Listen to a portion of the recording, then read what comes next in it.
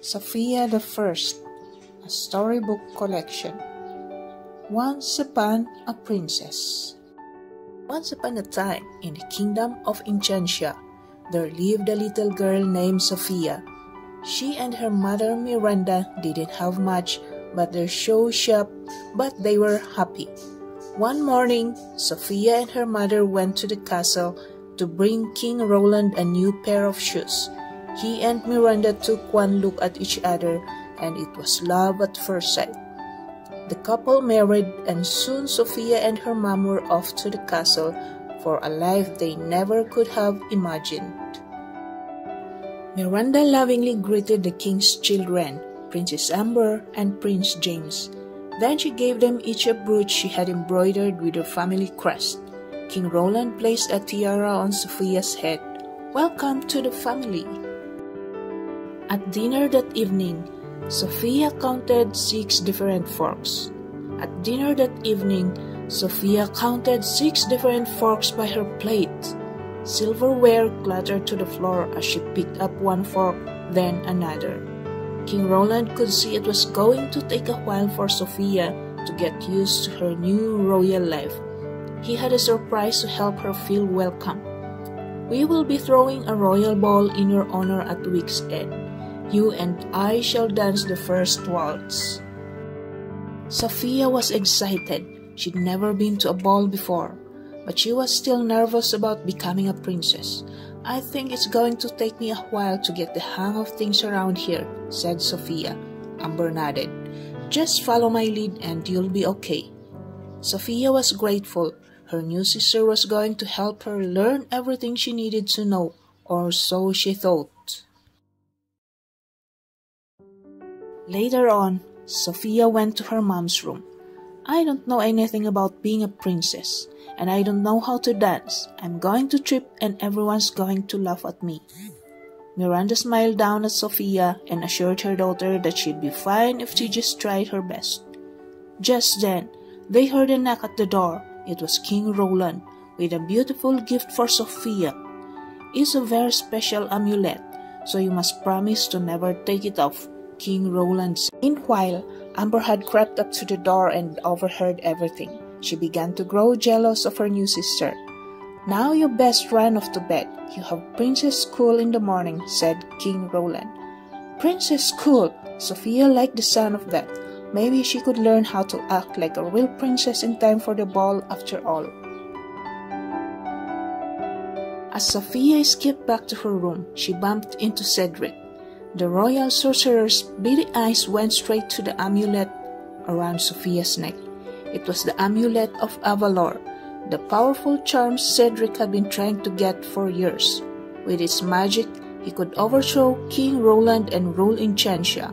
Cedric immediately began to plot how he'd trick Sofia into giving it to him. The next morning, Sofia joined Amber and James for the coach ride to Royal Prep Academy. The head mistresses, Flora, Fauna, and Merryweather, greeted her at the gates. At school, Sofia didn't need to worry about making friends. The other children liked her a lot, which made Amber even more jealous. She was used to being the popular one. Amber turned to James. "I think it's time Sofia took a ride on the magic swing." So James led Sofia to the swing. "Try it. You don't have to kick. It swings itself." Sofia climbed onto the swing. She was enjoying the ride until the swing sped up and sent her flying into the fountain. Sofia put on a brave smile while the other kids laughed, but James could tell she was upset. He felt terrible about tricking his new sister. When Sofia arrived home from her awful day at school, Cedric was waiting. "How would you like a private tour of my workshop? Not even the king himself has seen it." In one of Cedric's books, Sofia saw a picture of the amulet of Avalor. "That looks just like my amulet." "No, it can't be. If you had the amulet of Avalor, you'd know, for it contains powerful magic. Can I take a look at it?" Cedric said sneakily. Sofia shook her head. "I promise never to take it off." As soon as Cedric realized his plan wasn't working, he rushed her out of his workshop. This was going to be tougher than he thought. The next morning, Sofia awoke to find a rabbit called Clover and his bird friends Robin and Mia on her bed.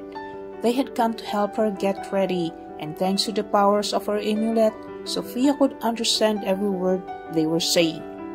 After breakfast with her new animal friends, Sofia left for royal prep. She hoped her second day would be better. Sofia tried hard in all her classes, but she went home feeling discouraged again. I thought being a princess would be easy, but it's really hard, she told her mom. Miranda had a surprise.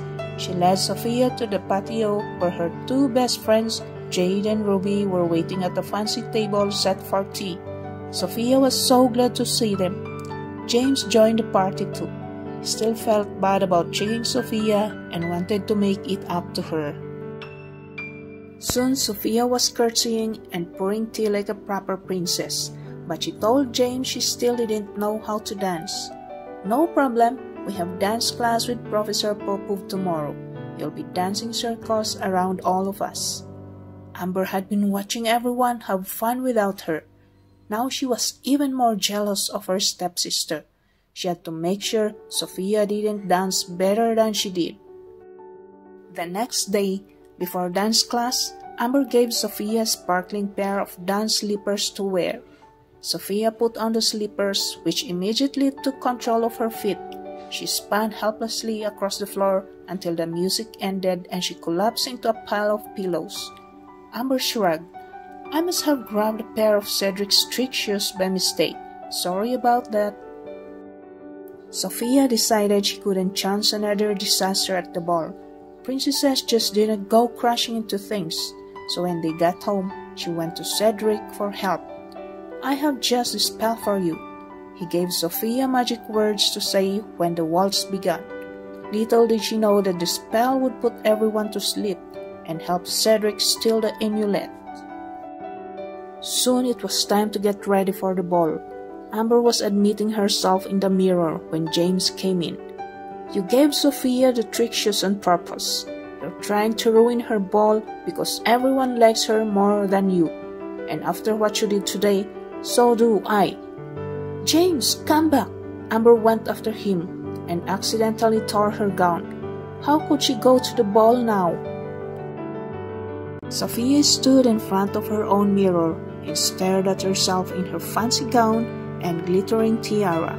She felt like a real princess.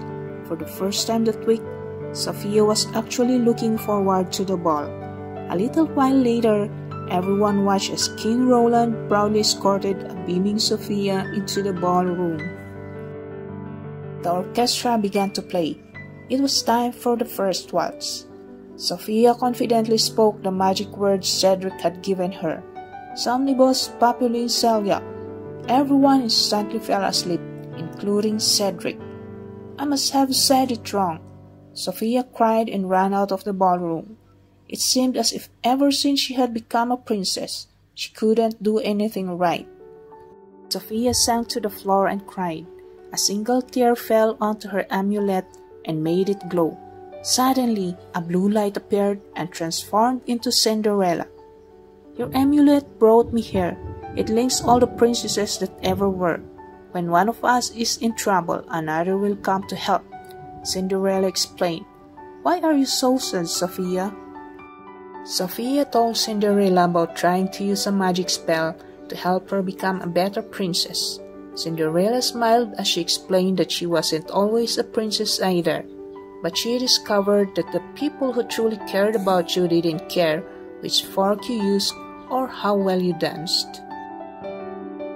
Cinderella couldn't undo the spell, but she suggested that Sofia ask her new sister for help. Perhaps all she needs is a second chance. Then Cinderella disappeared. Sofia went to Amber's room. I've done something terrible, Sofia explained. She told her stepsister about the spell and then led her to the ballroom. When Amber saw her father, she gasped in shock. Sofia felt terrible. It's all my fault. Amber shook her head. No, Sofia, you wouldn't have needed the spell if I hadn't given you those trick shoes. The girls realized that what they really needed was each other.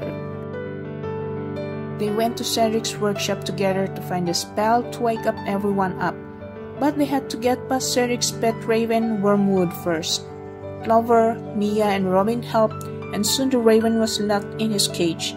Let's find that counter spell. Wormwood didn't realize that, with her amulet, Sofia could understand every word he said. So Clover tricked him into revealing where the counter spell book was hidden. Now Cedric's spell could be broken. Sofia and Amber were rushing to the ballroom when Amber remembered her torn dress. "I can't go in there looking like this," she sighed. But Sofia wasn't about to leave her sister behind. She quickly mended the gown. "There you go. Good as new." Now it was Amber's turn to help.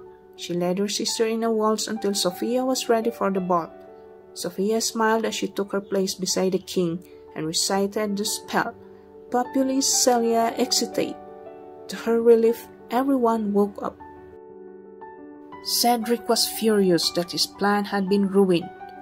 "Merlin's mushrooms," he said as he flicked his wand and disappeared in a puff of smoke. Meanwhile, Sofia and the king began to waltz. Sofia looked up at her new dad. "I've been wondering, why do they call you Roland II?" The king explained to Sofia that his father had also been named Roland. "So I guess that makes me Sofia the First," she exclaimed. And it was plain to see that this princess was going to live happily ever after.